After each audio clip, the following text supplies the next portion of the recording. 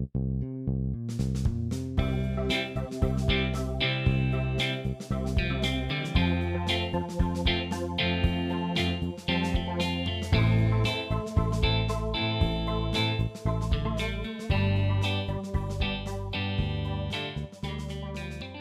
everyone, and welcome to the Social Contract, a Commander podcast. I'm Mike Almond, and joining me, as always, is my co-host, Alex Lapp. Alex, what's up, man? Not too much, Mike. I'm happy to be here. Yeah. And today we're going to talk about the Power 9.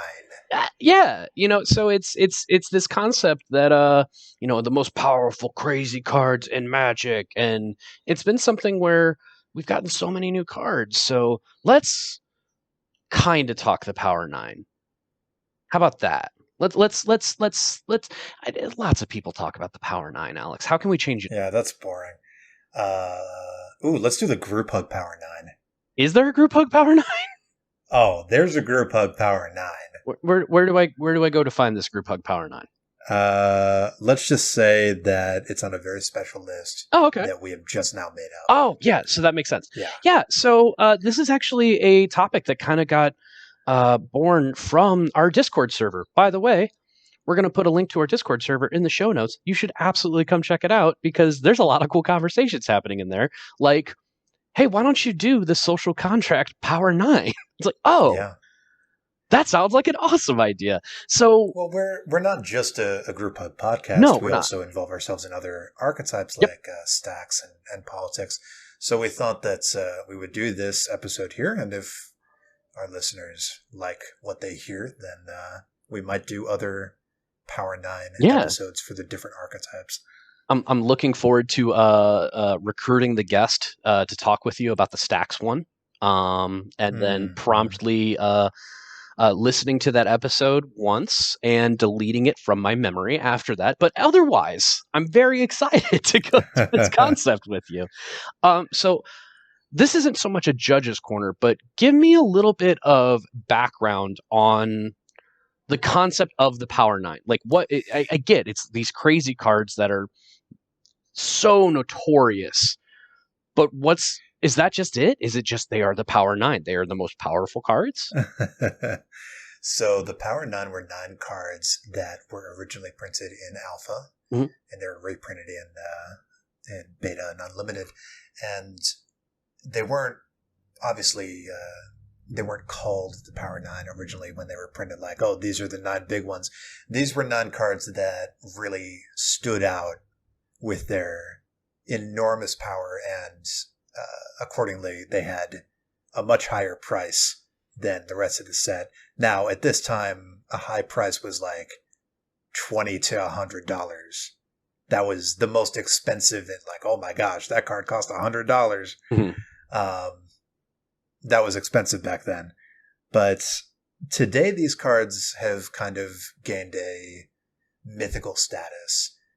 Almost all of them are banned in almost every format, except for Vintage, where they're all restricted. Incidentally, we do have a Power 9 card that is legal in EDH, and that's one of the ones we'll briefly talk about. But for anybody who is, I guess we'll say, just now joining us, they've never heard of the Power 9. I don't know how that's possible, but welcome. We'll list it off here. Welcome to EDH. Hi, welcome to EDH. Welcome to the game of Magic. It is so good to have you here. The Power 9 is, of course, Ancestral Recall. Draw 3 cards for a mana. Time Walk, where you take an extra turn for 1 and a blue at sorcery speed. And then we have the one legal card in EDH, Time Twister, which is a 3 mana wheel, 2 and a blue for sorcery. Each player shuffles their hand and graveyard into their library and then draws 7 cards. We'll get back to that one in a second here. And then we have the Moxen, of which there's 1 in each color: Mox Emerald, Mox Jet, Mox Pearl, Ruby, and Sapphire, which are all 0-drop artifacts that tap for 1 mana of their respective color. And then, of course, the big Mamma Jamma Black Lotus. Same thing, 0 mana artifact, tap and sacrifice at 3 mana of any color. I think everybody pretty much knew all that, Mike, but let's briefly have a sidebar here and talk about Time Twister, the Power 9 card that is legal in Commander. And I think that if there were no such thing as the Power 9, this wouldn't exactly stand out to me personally as one of those cards in EDH to just wreck shop. You know, we all have those cards that people get very salty about. We have the cards that are infamous for being super powerful. Time Twister really doesn't have a reputation. Mike, talk to me. Yeah, so we mentioned this before. I don't get it. Because as far as I'm concerned, Time Twister is just it's just a really powerful wheel, but not. Yeah. You know, it's just it's just a very powerful wheel. Like I guess it's good for, you know, we're gonna put your graveyard back into your deck, but other than that, I don't see why this stands out more than, you know, a bunch of the other wheel effects that are out there. So it was now in weird EDH, to see it on this list. Wheels are tempered by virtue of the fact that you draw your opponent's cards. Now, you and I love that, and incidentally, we had Time Twister on our list of reserve list reprints that need to be reprinted. Of course, all of these cards are on the reserve list, and they're all phenomenally expensive. This card is, thousands and thousands of dollars.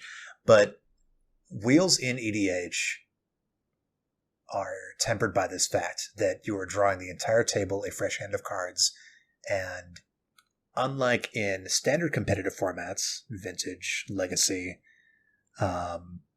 it's banned in Legacy, so Vintage only.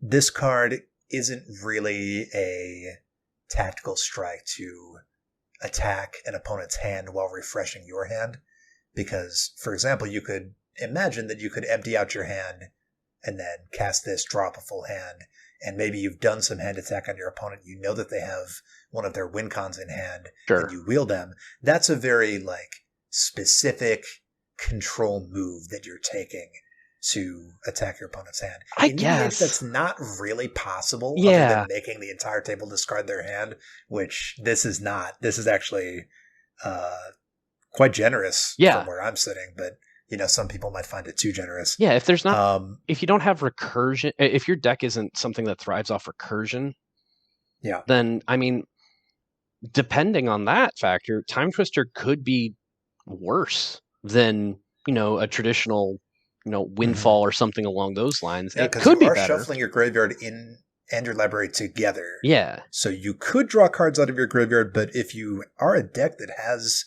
graveyard shenanigans with recursion, reanimation, this card's kind of going to hose you. Yeah. Yeah. Because typically the best part about a wheel for a graveyard deck is that you discard your whole hand, which is great for graveyard decks. Oh, I love that. So yeah, this card kind of sticks out. There's definitely a reason why it's legal in EDH, because in EDH its power is not even approaching the power of the other 8 cards in the Power 9. Random bit of tidbit trivia before we go in. Sure. Time Walk originally had different Oracle text before Oracle was a thing, before Alpha was a thing, back during the playtest years of Magic. Time Walk originally read that a target player loses next turn, which is meant to be written in, you know, that sort of abbreviated newspaper headline style. Target player loses their next turn, meaning skips their next turn. But the wording was so ambiguous that playtesters erroneously assumed that Time Walk made your opponent lose the game on the next turn, when in reality it was always meant to give you an extra turn, and then your target opponent skips their next turn. That was just a fun bit of trivia. Time Walk used to be believed to be even better somehow than it currently is. Yeah. Well, there you go, everybody. The more you know. I don't know if I have to reference that we're using that. Well, I might have to delete that later, but I'll probably forget. Anyway, so that's the basis of the Power 9, some background, some of the cards in it. You know what? Let's get to ours. Let's talk about the social contracts Power 9 when we're talking about group hug. Let's talk about the hug Power 9. I'll tell you what, Alex. Yeah. I want to start because I want to once and for all finally try and get this name right. on the first try. Allurin. Yeah. Fantastic. Do you know that I did some history on listening, and I have screwed up saying the name of this card 6 times on the podcast so far. This is the first time I've gotten it right on the first try. So Allurin is a 2 generic green enchantment that says any player may cast creature spells with mana value 3 or less without paying their mana costs and as though they had flash. This sounds like a card just off face value that can absolutely be a group hug dream, right? Yeah, this card, at least as it's printed, without any critical thinking about it, without context, without any context, without thinking anything about what'll actually happen, reading this card sounds like you're basically tearing off a blank check and just handing it over to your opponent and saying, hey, go nuts. Yeah. Do whatever you want. However... Yeah, why is it in the Power 9 then? Yeah, why is this in our Group Hug Power 9? Well, this card sees play in Legacy decks, and it's easy to see why. This card allows a deck that is specifically prepared to include this card to pop off a million times better than any other deck. Your opponent's decks might not have low-cost creatures in their hand. They may not have means to refill their hand after dumping it onto the field. They may not even be creature decks. But if this card is in your deck, you are definitely running a very low-to-the-ground creature deck, perhaps elves. And you're able to take very high advantage of this. And for that reason, that this is ultra, ultra powerful and could, in theory, be ultra powerful for your opponents, but you're banking that it won't be. That's why we've included it in our Power 9. Absolutely. The value that you get off this card, if you know that it exists, is ridiculous. It is Group Hug / one of the more combo-y pieces that I think I see on a regular basis that isn't necessarily what you would qualify as a combo piece, again, without context. This goes in every Tulane deck. It goes in every deck that says when you cast a creature, draw a card, everything along those lines, and it's nuts. And here it is. So, Allurin, there you go. Yeah, exactly. Yeah. We'll talk about some of the other cards in a bit here that kind of go with that. But let's move on to our next one. What do you got for me, Alex? Sure, Mike. This card has handily replaced Seedborn Muse in one of my Group Hug decks, simply because, in my opinion, this is just Seedborn Muse at a discount with a better effect. Sure. But that better effect makes it far, far more dangerous than Seedborn Muse, and that's Awakening. For 1 green as an enchantment. At the beginning of each upkeep, untap all creatures and lands. That's all creatures and all lands, your opponents included. Seedborn Muse is the same thing, but it's only for you. It costs 5 mana instead of 4. This is phenomenally powerful. I mean, when I played this card down, the table lights up. It's another blank check situation. For sure. You've basically given any deck that is able to play at instant speed basically has unlimited resources now. Any deck that wants to aggressively attack with creatures and then be able to have all of those creatures lift up its blockers immediately afterward. Aggressive decks get a benefit there.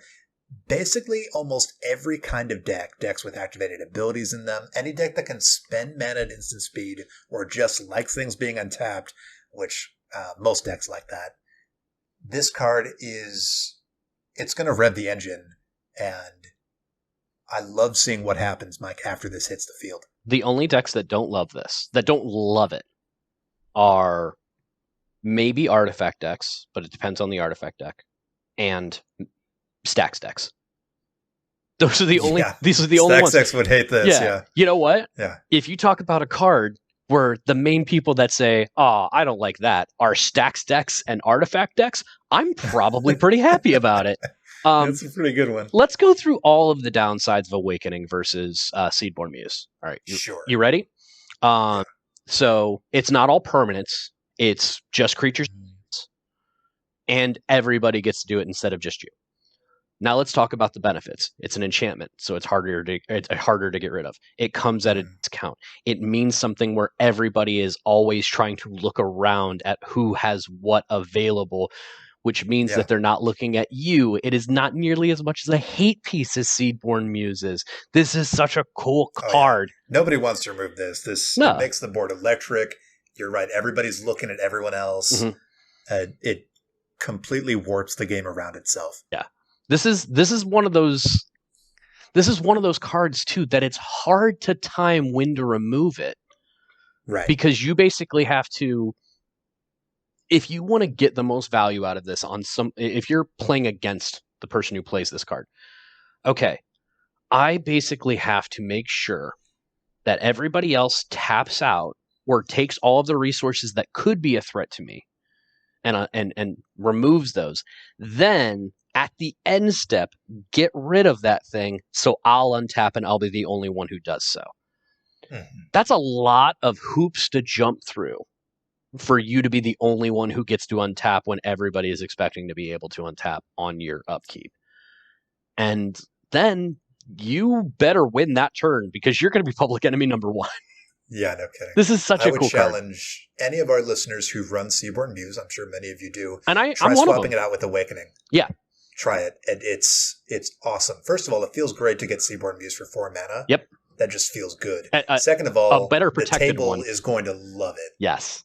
I have Seedborn Muse in 2 decks. Yeah.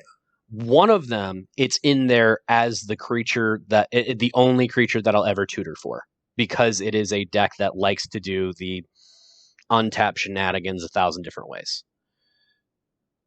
The other one that I have Seedborn Muse in, I think it's there just because I redid a precon and went, oh, this will make sense to go in there. Awakening would absolutely fit it better. Absolutely. So we've already started making updates to decks with this. Yeah. This would go in my Vanifar deck if it were a creature. Yeah. But it is in KNC. Absolutely. Is it in this deck? I don't think it is. But let's talk about a card that's very near and dear to my heart. Yeah, I'm not taking the runway. We normally alternate, but this one is all you, buddy. Go ahead. This one's all mine. Belbay Corrupted Observer is a legendary creature, Phyrexian Zombie Elf, for black and green 2 mana for a 2/2. At the beginning of each player's post-combat main phase, that player adds colorless for each of your opponents who lost life this turn. Mike, the moment that I saw this card, I knew that I had to make a deck based around it. And for our listeners, let's remind them, it is rare for you to have a commander come out that speaks to you so strongly that you're like, oh, I'm making this deck. Oh, sure. I make 1 deck a year. Right. and this one was very much at the forefront. Yeah, this card spoke to me immediately. Let's talk about how powerful this is. Yeah. Now, the reason why most people like it is because you can cause your opponents to lose life on your turn, and then on your second main phase, you'll generate ridiculous 2 times as much mana as opponents that you have. Yeah. What I like and what I've done in my deck is that I've included lots of instant speed effects that cause life loss to the table, tap effects, attack effects, many different kinds of effects that can just cause instant speed life loss, because life loss and instant speed with Belbay is effectively donating mana to the active player. And being able to donate an arbitrary amount of mana to a player, politically speaking, is tantalizing, frankly. Oh, for sure. This deck is not perfected yet. So we haven't done a deck tech on it, and it'll probably take a very long time to get it to a place where I'm very comfortable with it, but it is extremely powerful. Just being able to throw that amount of mana around. People want the mana. People want to attack into each other to get the mana. It's just great, Mike. So you said all of the reasons why us as the Social Contract podcast love this card, right? It's group hug. It's good interaction to donate mana. It speeds things up. Battle cruiser magic is available. That all the good stuff, all the things that are fun. The reason why it was one of those like, oh, this is a Power 9 group hug card, is because if you want to go mean with this thing, there's not a lot of cards in Magic that say, pay 2 mana, give yourself 6 mana every turn after that. And this can be one of them. It's so insane to be able to just generate such an explosion of value. And I mean, heck, to the point where Kyle Hill, a big Magic, he's so incredibly. I watch all those videos. Love it all. Shout out to Kyle. There's no way he's listening. No, but he was on I Hate Your Deck, and he played Belbe. And it was one of those times where just knowing his reputation, I just sat there and went, oh no. I don't know what he's going to play with this deck. I don't know if he's going huge creature Eldrazi. I don't know if he's going, infinite life loss chain. I don't know what he's going to make with this, but it's going to be ridiculously powered. And that's the point. This card can go in a bunch of different directions because it's just a ton of value and extremely powerful. But it is group hug. It is available for everybody. You're just going to be able to play it better. And that's why she's here. Just such a strange beast. I imagine Belbe, at least in my eyes, would remain viable as a 3-drop and even as a 4-drop. Right. Because you can make back that mana so easily. Yeah. So quickly. On the same turn. On the same turn that you play her, you can get the mana. Yep. Because it's not an activated ability. It's a triggered ability. She effectively can cost you -2. So like -4. If you play a 1-drop creature and then play Belbe the following turn and then swing in, you will immediately get Belbe's mana cost back in colorless mana on turn 2. Real easy. 2 more things. One, real small. Nothing makes me happier than a card that gives me an excuse to play a silly card. And we talked about this when it first came out. I was super thrilled at Belbe, because group hug, all that fun stuff. Nothing made me happier than the fact that I went, this is a card that actually gives me a reason to run Triskaidekaphobia. And it just makes me happy when I get to do something like that. Second of all, I think I have Triskaidekaphobia in there. I think you were on the like, oh, yeah, that is good. and it made me very happy. The other part is I love the flavor text of Belbe because it leans into the spikier version of the card. Those who wish to become Evankar must first cast off the shackles of compassion. And we're putting it in here and you like it as much as you do, and you've built the deck around instant speed effects to donate mana to the compassion part. And it's just, you're such a good guy. You're sweet. Speaking of giving people benefit, whether they want it or not, let's move on to our next card here, Forced Fruition. 4 generic and 2 blue for an enchantment that says whenever an opponent casts a spell, that player draws 7 cards. So this isn't the normal group hug because you're hugging everybody but yourself. This is just opponents. Here you go, everybody. Have a bunch of stuff. Well, this isn't meant to be group hug at all. This is meant to be effectively the game winner for a mill deck. Yep. Even in EDH, where you would think, oh, well, I have 100 cards. You're going to have to mill 60 or 70 of them for each player. Like, Forced Fruition, it has to be more group huggy in Commander. Yeah. It's so funny. Everybody, it's like Midas's Curse. Everyone thinks they want it, but they don't want it. How many spells does somebody have to cast usually before they go through the absolute change? And Midas's Curse is such a good metaphor here. Thank you. Because I think the number is 3. I think after you get to about three triggers of forced fruition, well, that's when poor intuition. They're like, oh, well, I'm drawing 7 cards. I'll just cast them, before they realize that they're gaining cards 6 times as fast as they can cast them. Yep. And it gets worse every time they try. Yep. It is one of those cards that you were talking in mill decks, and you're absolutely right. In mill decks, this is the win con, or it is a win con.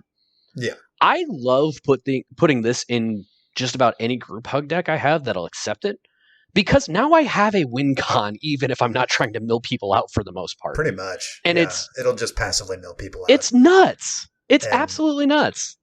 We have to, people will look at this and say, oh, you're not going to mill people. They'll just stop casting spells. Oh. Well, that's such a bad downside. They'll stop casting spells. By the way, if anybody had that thought, we need to have a we need to have a commander intervention. I was going to say intervention, and you're talking about threat assessment. Like, there has to be some kind of, hey, let's have a conversation here, buddy. Hey, buddy. Wow. Forced fruition, you don't want it. No. It's one of those cards that the first time I saw it played on the table, it wasn't by me, obviously, because then I would have seen it before. But I saw it played, and I was proud of myself because my threat assessment literally went, oh, that's cool. Oh. And that was it. It wasn't first spell that I cast. And I'm like, this is awesome. It was, oh no.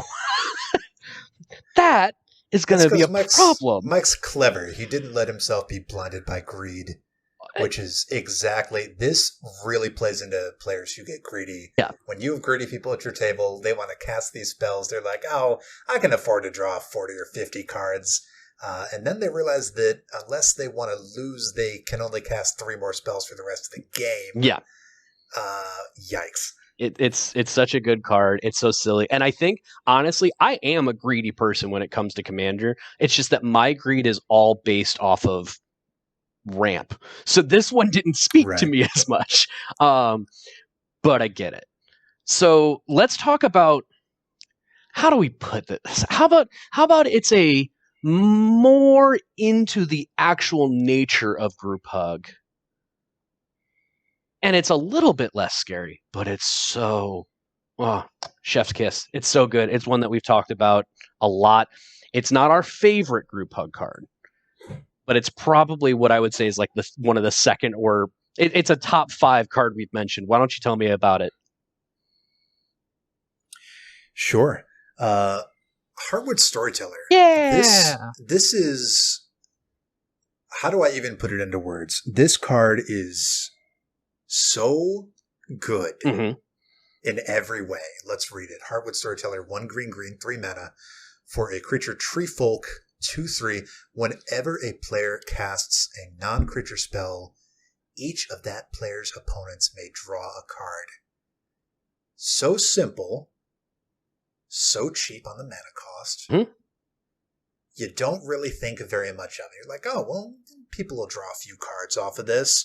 It'll be nice to just get some card draw on the table. Mike, I have never once in my life played this and had the table draw fewer than 20, 30, 40, 50 cards. Collectively, yeah. Every time the table is just going to draw everything. Right. I was going to say, it's almost like a Rhystic Study or Mystic Remora for the table. But it's not, obviously. There's different stipulations between the two. But it is that effect of, I'm going to cast a non-creature spell. Great. 3 cards are drawn. Yeah. Every time. It's not even a mean card. Because it's a May ability. And people don't stop casting spells over this. Nope. People don't remove this ever. Nope. Nobody ever removes this. It's such a good card, and I'm glad that it got a reprint. I'm glad that it's on the list now too. It's one of those things that even if you're not running a group hug deck, if that's not the theme, this is still a card that should enter into the conversation for green decks, especially if you're a creature-based deck. Like, it's such a simple, low... It has such a high floor, because it is a 2/3 creature for 3 that is almost certainly going to replace itself at least before your next turn, if not multiple times over. And I love it. I love it so much. It's in my Vanifar deck, of course, which is an all-creature deck, so I'm always getting the most out of that deal. For sure. I agree with you. I'm glad they reprinted it. This card used to be something like $17. It's now 60 cents, which is quite the price drop. Oh, yeah. We're going to get into prices when we go through our entire list here, because I think there's something that's pretty interesting.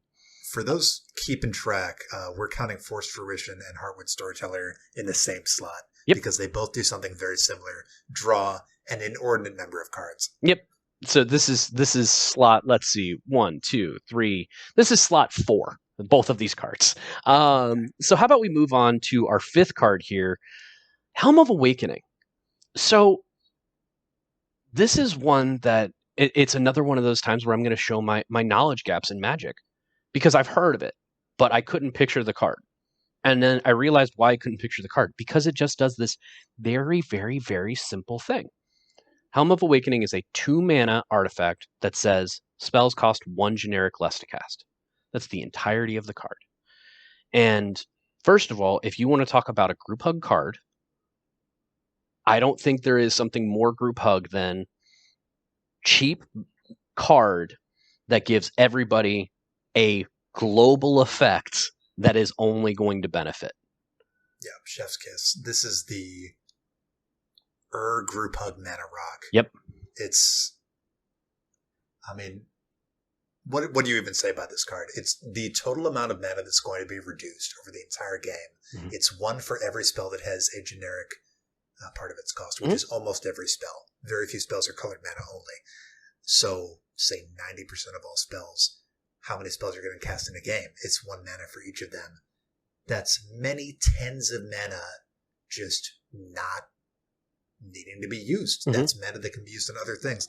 In the same vein that Rhystic Study slowly saps the mana from your opponents by making them lose a mana every turn, this does the exact opposite. It gives a tiny bit of value with every spell. This card is quite popular in competitive EDH. Yeah, and that's it used to be. That's what I was actually going to bring up, because when we were talking about making our list and, you know, what are honorable mentions, what are some cards that may or may not belong here, and you brought this up, I was doing the thing where I've heard of it, but I haven't seen it played very recently, so I don't remember exactly what it is.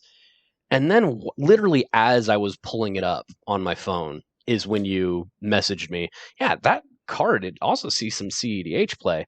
And I was like, wait, which? Oh, of course it does. Right. Because CEDH is all about going as fast as possible, as powerful as possible. How this is not in just about every artifact deck that exists, I will never understand. Yeah. Well, people have a phobia of giving their opponents value for some reason. We've had episodes about that, but Mike's right. The more powerful your deck is, the more powerful this card becomes, because the lower the mana cost, the more impactful it is to reduce that mana cost. If the mana cost is 3, you're taking off 1/3 of its mana. If it's 2, you're taking off half of the mana. And if it's 1, you're making it free. Yeah. This is a free... So 1-drop mana rocks are now 0-drop mana rocks, which is unfathomably powerful. It's turning mana rocks into Moxen. It's so good. And again, we'll get to this. This is one of those cards that I saw the effect. I saw that it's only been essentially printed twice and went, oh, well, I'm sure it's a more expensive card than not. It's like $5-6. Yeah, first printed at Visions, $6. It was reprinted Mystery Boosters. This card, I mean, yeah, it sees play in CDH because they understand the raw value of taking 30%, 50%, 100% of the mana cost off of a spell. This can be... those turn 2, play this card, turn 3, win the game because I combo off kind of things. And that's why CEDH would play it. It's, hey, if I get to keep this card to my next turn, yeah, you're all going to get a discount on your turns. But if I get to my next turn, I think I win. So good. Let's go ahead and move on here. We're going to talk about another commander.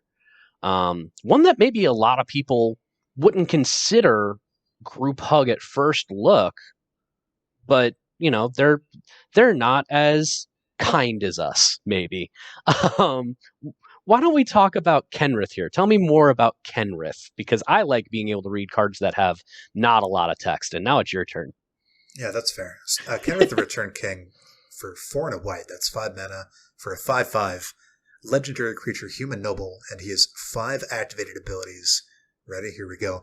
For red, 1 mana, all creatures gain trample and haste until end of turn. For 1 and a green, put a +1/+1 counter on target creature. For 2 and a white, target player gains 5 life. For 3 and a blue, target player draws a card. And finally, for 4 and a black, put target creature card from a graveyard onto the battlefield under its owner's control. Mm-hmm. Now, those are 5 very different and interesting abilities. But what's important about them and why this card is on this list is that any of those effects, except for the red one, which automatically affects everything. Yeah. These effects can target your own stuff or your opponent's stuff. Yep. And this makes Kenrith an extremely political card. However, when Kenrith comes down, you don't think, oh, what an interesting commander for a politics deck. Maybe he'll give me 5 life. What a savings.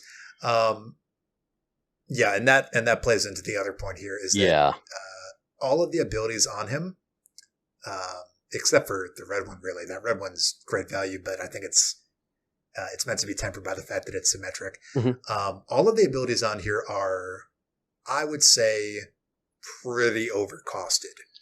And that's for a reason. Yes. Because this card is not meant to be a political, take a gift from your noble king.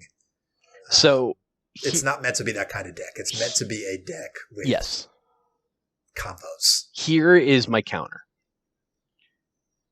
I think outside of the target player draws a card for 3 generic and a blue, I'm actually good with the cost of everything on the card. You're good with 2 and a white for target player gains 5 life? I am, because nothing would make me sadder than if somebody can generate 2 mana and give themselves infinite life. The problem with Kenrith and why he is the card that most people see him to be, including us, where it's no tap symbols in any of these either. There's no tap symbols. Yeah. So it is arguably the best mana sink that you can find. He's because Staff of Domination, the guy. Yep. And I'm okay with repeatable reanimation. If it's 5 mana and it's repeatable, okay, I'm fine with that. At instant speed, sure. Repeatable, put +1/+1 counters on creatures, fine. Repeatable, gain 5 life, okay, I'm fine with it. 4 mana for drawing a card is admittedly not great. I think if these abilities cost less, the point would be to Kenrith is, oh, hey, this is a really, really, really powerful card. I think they all have to be kind of where they're priced to even make this card not absolutely busted, instead of just, busted adjacent. Well, that's really my point. Mm-hmm. The abilities being the costs that they are, whether you feel that they are fairly costed or overcosted, basically means that the only way to generate consistent value out of him is to go infinite, which is clearly what the card was designed to be doing. This is a combo-y card. All of them. Right. So I'm not saying the card is overpowered or underpowered. Oh, sure. What I'm saying is that I wish that the abilities were costed lower, because then that would open him up as a more political commander where I could pay multiple favors throughout players' turns, rather than it's like, well, I gave someone a card for 4 mana. That's all I'm doing this turn. Right. Feldegriff, this is not when it comes to Feldegriff is 1 card for 1 mana. Yep. That's a better rate. Yep. Kenrith is on this list because, again, it is group hug. In the ability Very that much it so. is very much how you decide to play. Like you said, with the exception of the red ability where it affects all creatures, you target this how you see fit. Whether or not anybody ever does so is a completely different story. Yeah, most people are going to be using it on themselves. Yeah. For the vast majority of them. For combo-y reasons. Yeah. If you have very expensive, very powerful training grounds, the blue artifact that reduces the cost of activated abilities by 2, this becomes a much more palatable commander for me. However, that card is it was $30 when I checked, and that was probably a couple of years ago at this point. There are cards that can make this more palatable. Let's go ahead and move on to the other powerful thing in Commander. We've done cheating things out onto the battlefield. People love that. We've done reducing mana cost to 0. People love that. Drawing an absurd number of cards for very little or no mana. People love that too. We've done creating an arbitrary amount of mana very quickly. And we've done reducing the cost of spells down to nothing. And now we've done combo payoff. But what else is powerful? Tutors. Tutors are very powerful. And the most powerful group hug cards would have to include some group hug tutors. So let's talk about some of them. Why don't I talk about this one, Mike, and you can talk about the next one? Absolutely. This is a card I found from you. This much like Belbay. Okay. This is very much I'll clear the runway for you, bud. Sure. My tutor, and again, this is both cards in the same slot for this one. Noble Benefactor is 2 and a blue for a creature human cleric 2/2. Noble Benefactor dies. Each player may search their library for a card and put that card into their hand, and then they'll shuffle. This is so powerful. Yeah. Absolutely. We talk about this all the time. Most games where players aren't winning out of nowhere, there is a calm before the storm. There's the final turn where a player has lethal on board, a player has their combo on board. They're going to win. 100% they're going to win unless someone finds an answer. So everyone's spending all their resources, sacking all their permanents, tapping all their mana. They're trying to find answers. Tutors are a way to do that. Yep. But what is better than a tutor? How about a tutor that finds everyone's best answer? Now we can really shut them down. What do you think, Mike? So here's my thing. Enter the battlefield effects are always extremely powerful because you have so much control. It's there. You play it. Something cool is going to happen, right? I have gotten to the point where death triggers, I've noticed them find their way into more and more of my decks. And I don't play a ton of board wipe effects or targeted removal. Like I play battle cruisery stuff. I just want all of the cool stuff to happen.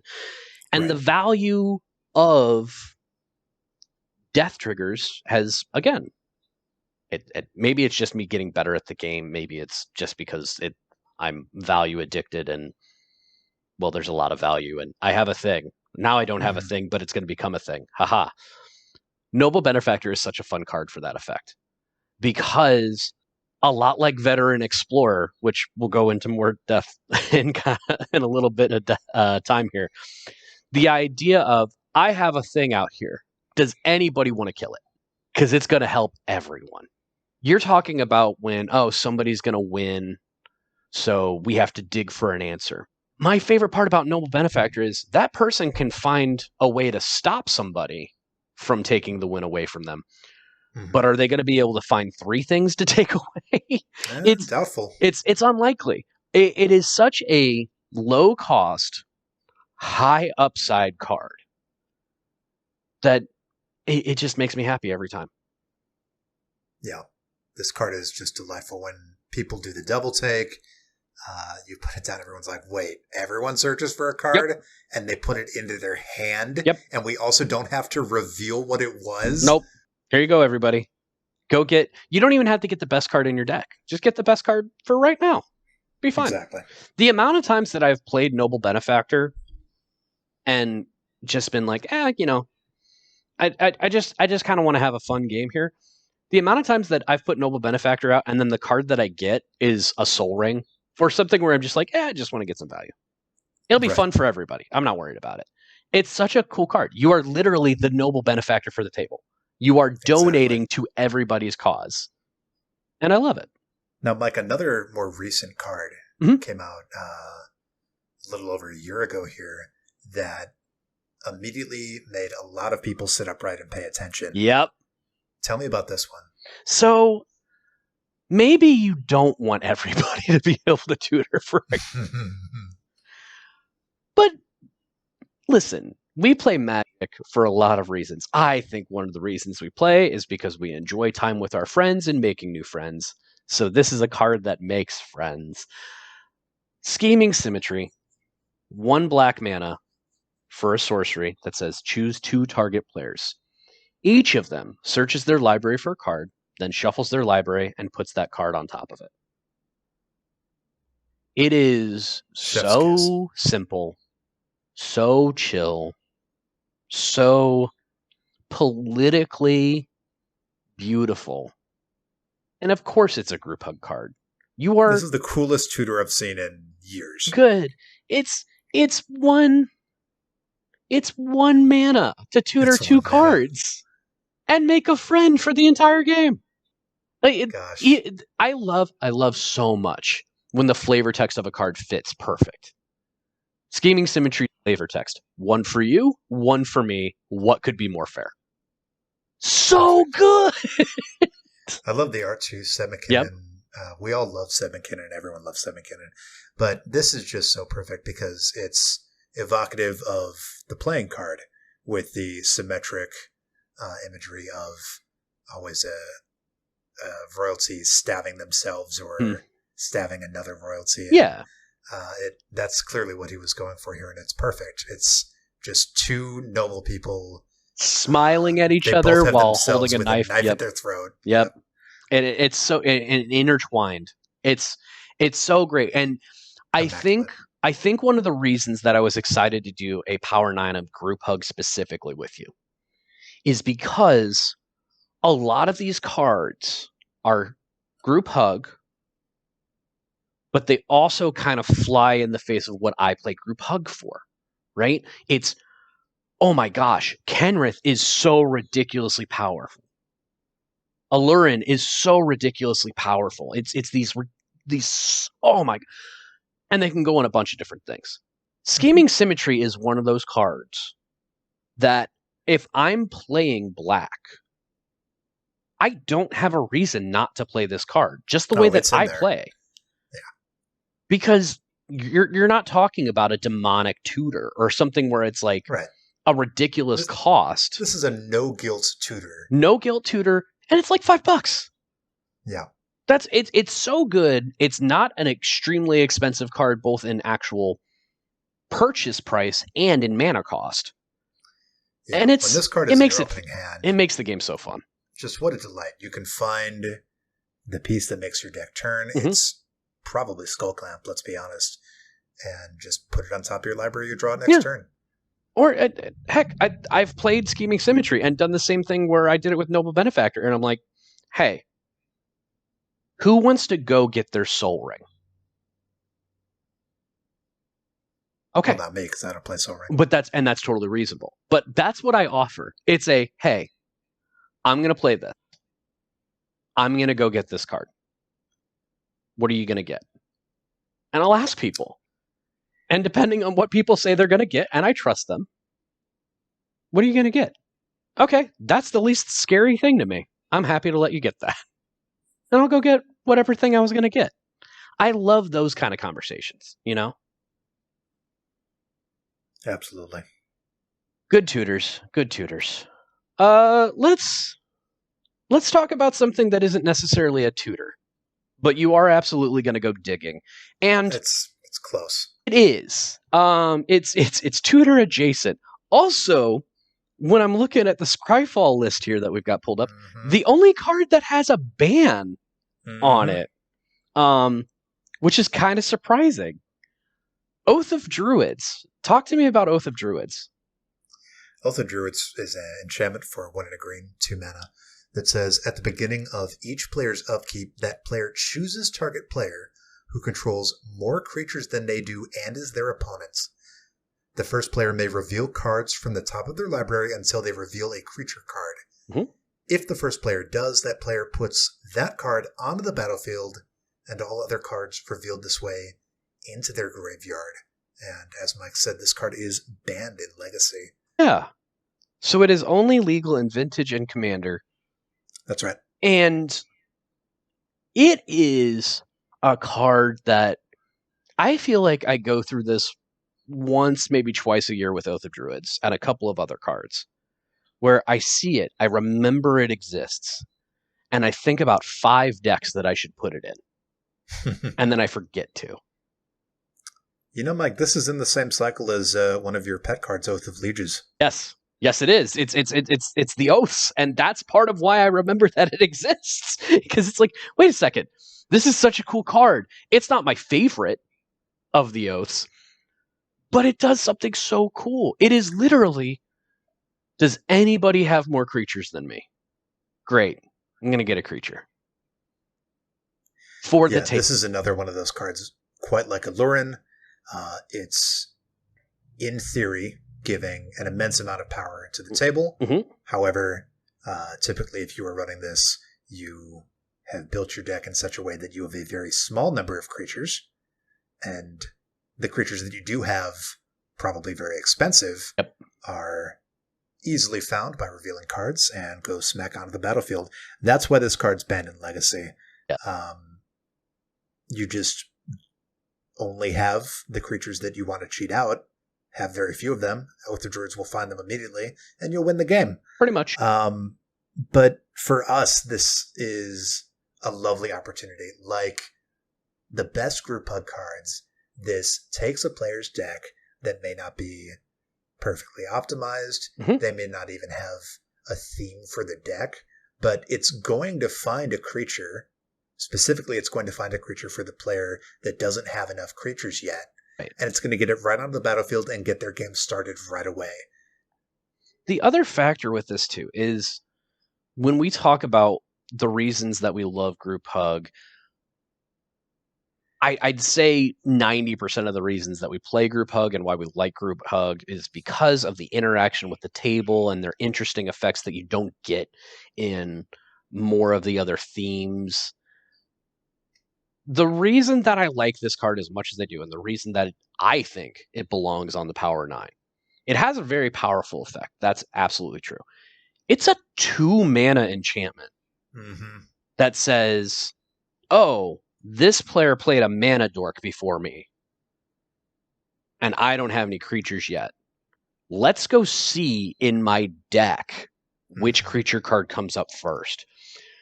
I love cards that do stuff like that, where I had a game where I played Oath of Druids, and the next player had 1 fewer creature than the person with the most. And they're like, okay, cool, let's see if we can get a piece to even everything out.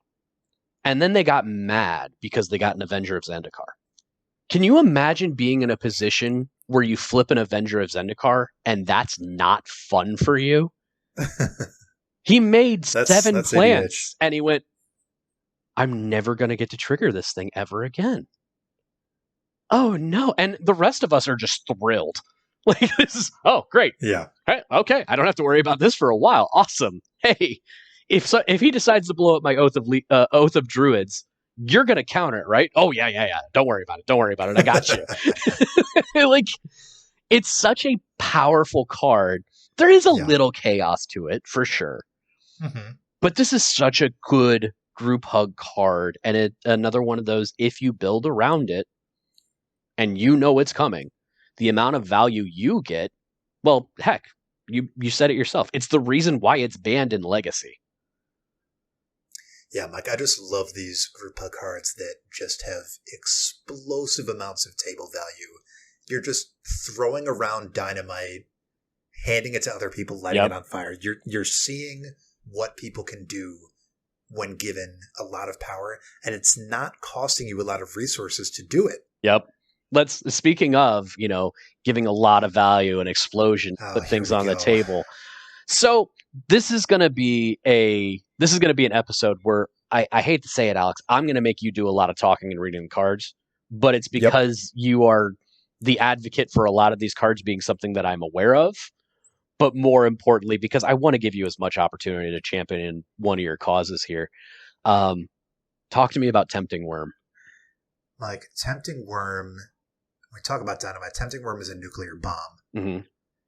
For 1 and a green, creature worm, 5/5, that's 2 mana. When Tempting Worm enters the battlefield, each opponent may put any number of artifact, creature, enchantment, and or land cards from their hand onto the battlefield.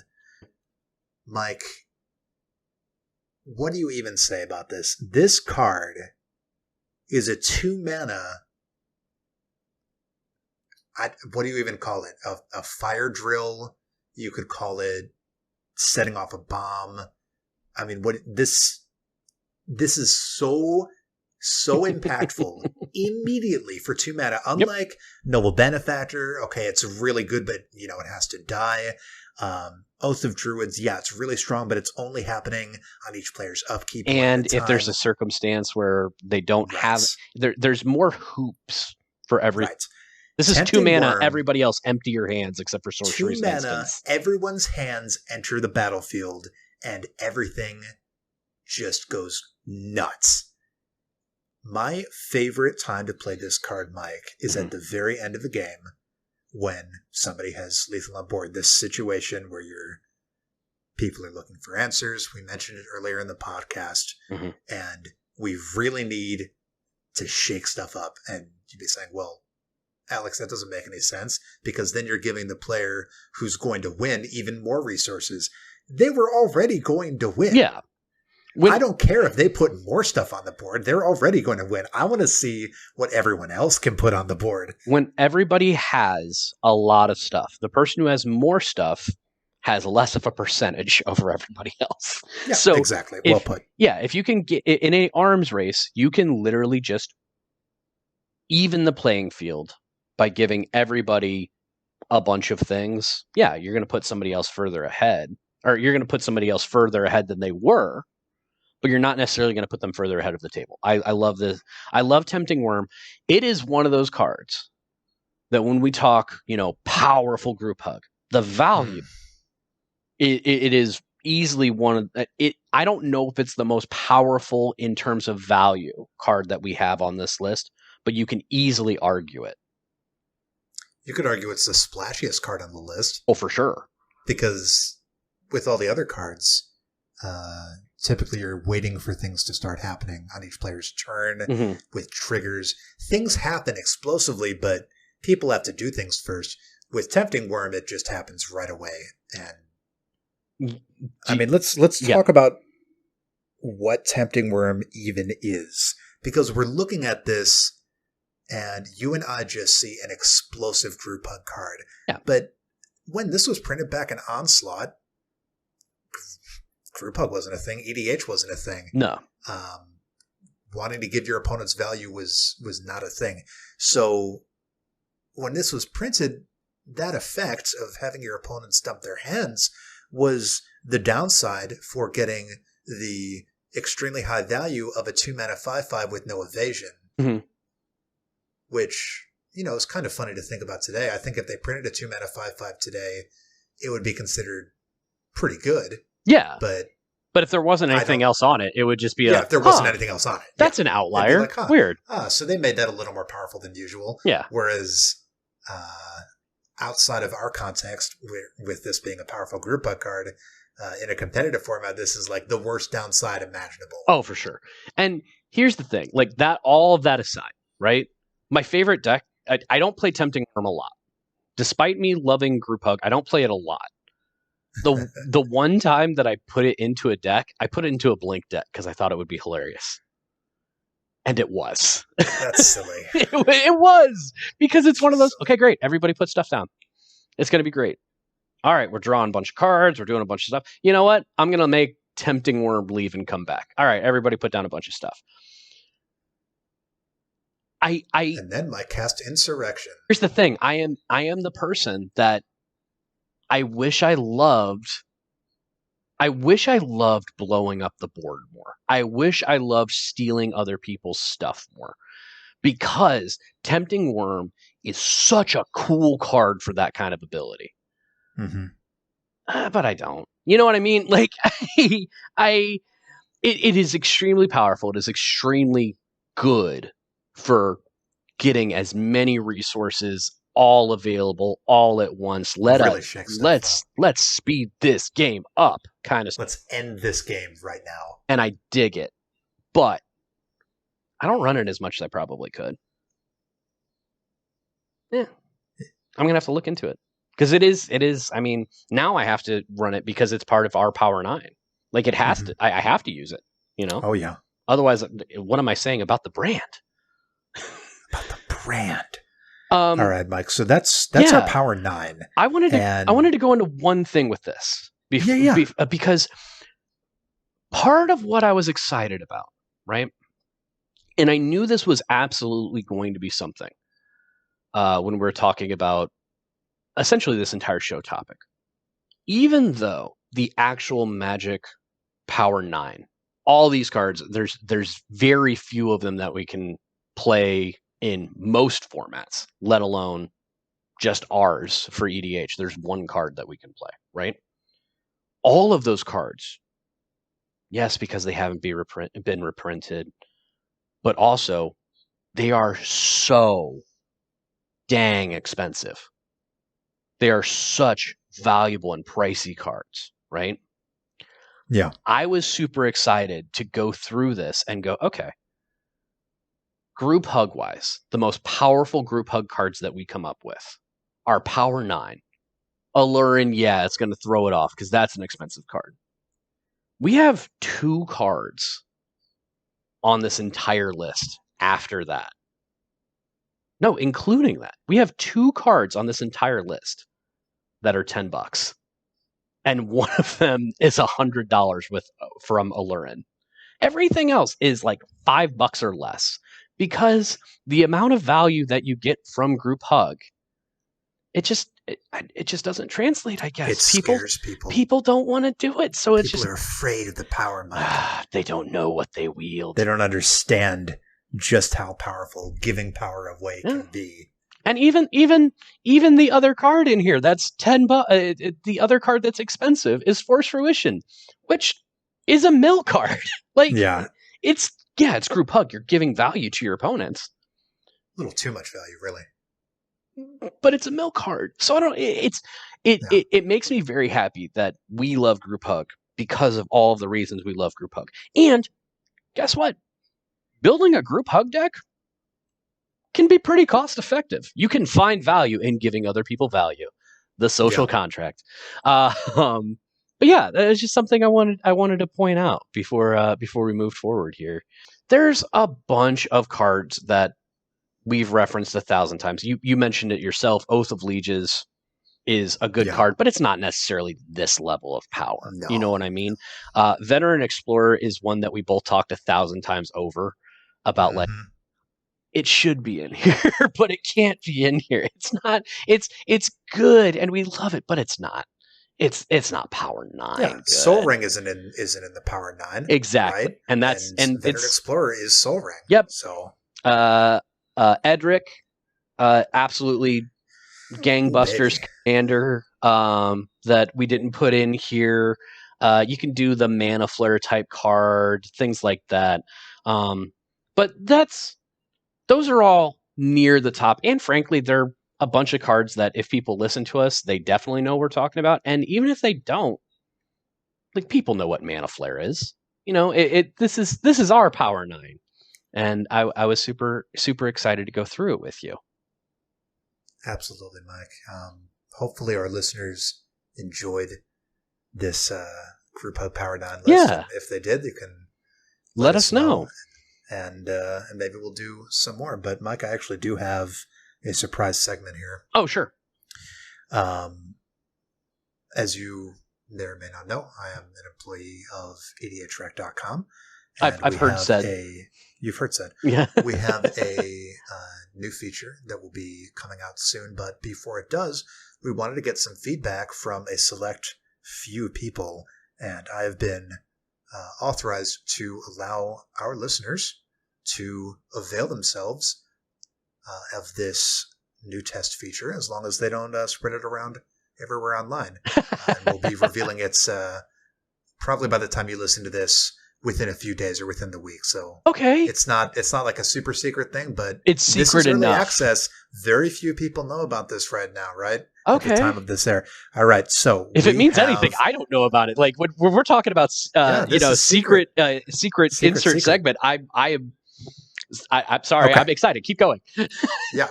So, Mike, you remembered that we did an episode a couple of months ago about salt score. Yeah. And how certain cards make people salty. We had a list of our saltiest cards. We know that EDHREC.com has a list of the saltiest cards as voted upon by people. But previously that voting was done on an annual basis, and it was sort of by submission.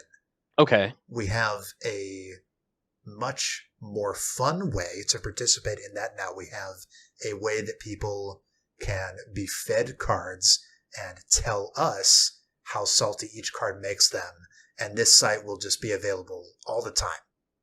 Okay. And you'll be able to vote on all sorts of different cards to say how salty they make you. And we even have a counter to show you how many different cards you've rated for how salty they are. So that's if slick. You would like to participate in this new salt score system before anybody else gets to, as long as you're listening to this when it releases, go to edhsaltscore.com and go ahead and start rating cards. And if you find something that breaks, please tell us. Tweet at me or tweet at EDHREC or email me or email EDHREC and tell us what you think about it. Tell us why it makes you happy or sad. If something breaks, please tell us all about that. But for now, just go on there and start voting on cards and how salty they make you. For me, I've voted on about 100 cards so far, and very few of them made me salty because these cards are not curated. It is every card that has ever been printed. Okay. So you are going to get a huge variety of cards, and who knows, maybe you'll find one that really makes you angry. Maybe you'll find a new card you've never seen before. It's basically pressing the random button over and over again and asking you, well, how angry does this one make you? How angry does this one make you? Again, that's edhsaltscore.com. And please try it out. Please let us know how it is. Mike. That's really exciting. I'm really, man, I've always kind of liked going to like EDHREC and just kind of like I like doing the give me a random commander thing. Oh, yeah. Because I've built a couple of decks that way, you know? I love the idea of show me a random Magic card and frankly, just tell me how you feel about it. This, I mean, I'll edit this out if you don't like the comparison. I love the idea of doing a like EDH Tinder where it's like, swipe right, swipe left. How you feel about this card? All right. Well, I don't approve of Tinder, but yes, this is very much like a dating app, except for Magic cards. Yeah, I think that's just the coolest thing. That's so exciting. First of all, thank you for that announcement. That's super. Of course. And I'll because this is something where we'll release and it'll be okay for us to release in time. I'll put that link in the show notes as well if you want to click direct. But what's that website name one more time? Of course, that's edhsaltscore.com. edhsaltscore.com. And Alex, if anybody wants to talk to you about what cards should have made it into our group hug Power 9 or the fact that I can't believe I've gotten so many salty cards and now I'm going to talk to you about it or anything else in the realm of Magic, how would they find you? Of course. You can tweet at me at Lappermedic on Twitter. That's LAPPERMEDIC. Or you can email me in private at alex@edhrec.com. Thank you very much for listening, everybody. If you've enjoyed any of the cards we've talked about, you can go and pick them up, and you can help out the podcast while doing so. If you go to bit.ly/EDH_social, that'll take you to our affiliate link with TCG Player. Pick up any of the cards we mentioned, any cards that you look up and decide whether they're salty or not, play mats, deck boxes, sleeves, everything along those lines. It'll really help us out. Doesn't cost you anything to do so. Also, if you want to talk with us more directly, we've got a Discord. And we're going to have that Discord link in the show notes. Feel free to pop in there. And you know what? Tell us if you had a fun time talking about the Power 9 of Group Hug, because we cover a lot of stuff on our podcast. There's a lot of Power 9s that we can get to. Oh, yeah. Or if you thought... We do Power 9 of Stacks next and make Michael pissed off. I will be super happy. The Power 9 of Stacks. I'm super happy to find a guest for you for that show. But... heck, maybe you have a good idea for an episode that you want to throw out there. This actually came from our Discord. Thanks to everybody in the Discord. You're all wonderful. Hey, everyone. Hi, guys. Hi, friends. Please join us in Discord. It's very friendly in there. It's really just us and a few select friends. If you're trying to get in on the bottom floor of our social contract experiments, this would be the way to do it. And we're on there. We talk to our listeners all the time. Yep. All 8 of them. It's all 8 of you. Thanks. If you got any friends, bring them in. But it's a great time in there. You can find us on Twitter at EDH_social. You can listen to us here, 1,000 of other things. Obviously, you know that because you're already listening to us. But we're going to have a bunch of stuff for you in the near future here, including next week we're going to talk about our listener submitted. I don't think we can call them fans because they're not fanatics, and that's where it comes from. Our willing listeners. We're going to discuss barely tolerate us. We're going to discuss a topic as well as reveal the winner of the Can You Social Contract a Deck for Me. And I've seen a bunch of submissions. I haven't let Alex know any of them yet. But yeah, I haven't seen any of it. We're gonna do the picker wheel. I'll put in all of Let's tell them about this, Mike. Let's tell them what this is. Because you got one more week. Yeah. So please participate. We have people submitting commanders, correct? Mm-hmm. And those commanders, the winner is going to be chosen at random, it sounds like. And we're going to build a group hug / political / something that has our social contract deck. Yeah, our spin, exactly. We're going to choose the cards that go into that deck on our show. I would say live, but our show obviously doesn't come out live. But we're not going to come up with a deck list in advance. We're going to come up with cards on that theme, and we're basically going to talk through our making of the deck as we make it. We're going to bicker, we're going to disagree, and we're going to get it down to 100 cards. My biggest fear is that this is going to be a 7-hour episode because you and I are going to put 145 cards into it and then go, wait, oh no, we have too many. Oh no, we have too many. But no, we will have structure to make sure it's not a 7-hour episode, but we're not going to cheat. We're going to make our points and make our decisions on the air. We're not going to make decisions in advance and think, since the last time that we talked about this, I had mentioned that we had a bunch of submissions that were, this is a very mean commander that I want you to try and turn into a nice one. And this is a commander that has no ability to be nice to anything whatsoever. Show me what you got. Since then, we've gotten a couple more that I've been like, oh, I haven't made that commander before. That would actually be an interesting experience to try and sort things out. But the premise is that we're getting more submissions. The way that you go ahead and try and enter here, go ahead and add us on Twitter. Go ahead and come into the Discord and let us know. Or you can go ahead and reach out to us through an email, thesocialcontractedh@gmail.com.